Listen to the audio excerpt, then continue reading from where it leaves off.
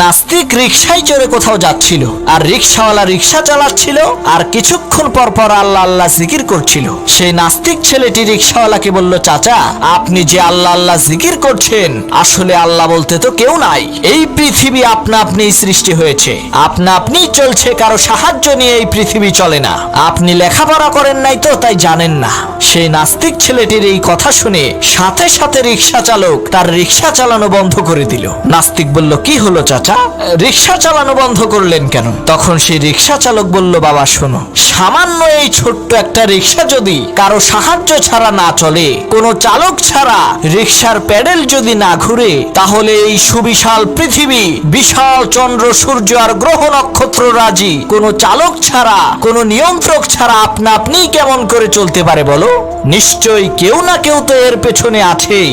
রিকশাওয়ালার এই কথা শুনে নাস্তিকের চোখ খুলে গেল।